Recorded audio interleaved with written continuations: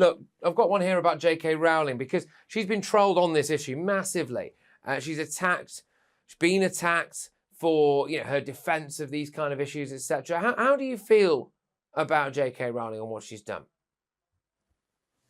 Well, I've forgiven her because I don't want to forget the JK Rowling that was very judgmental to conservatives in America who had a little bit of Trump derangement syndrome and didn't realize that the thing about the left is they will always eat their own. So she trumpeted every other issue. And then she finally found one where she wasn't really willing to get in line. And she said, no, actually, I'm a woman.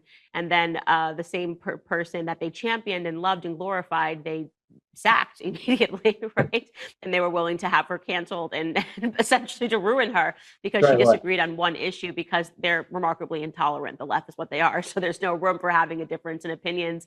But I'm very happy she's there. Obviously, she's tremendously talented. She has a huge platform and she has stuck by her figurative guns in this capacity, so much so that the story of JK Rowling and the treatment of JK Rowling is something that can be learned from, And so I am proud of her for doing this. And it has been horrific to watch the self-proclaimed feminists, a la Emma Watson, the person who was made essentially by the wizarding world of Harry Potter, who says to the public that she's a feminist, how quickly she was willing to throw JK Rowling under the bus to help men, to help men that say, I'm a woman on the inside, which is it's amazing. All she does is talk about the patriarchy, talk about feminism. And then at the first opportunity that she had to actually be a feminist and to stand by a woman who has done so much for her, she threw her under the bus. And so that kind of gets into the category of the scam of feminism that I often talk about on my platform as well, because it has been rabid feminists that have been pushing this trans ideology.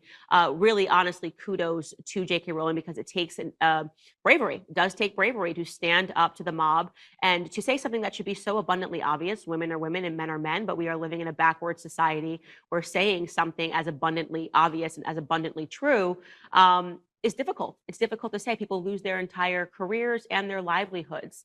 So I'm very proud of the person that she is today because, as I said, this is a most crucial issue that will be at the forefront in the UK very soon if it isn't already. And you're going to need leaders and people that have a backbone to stand up to it.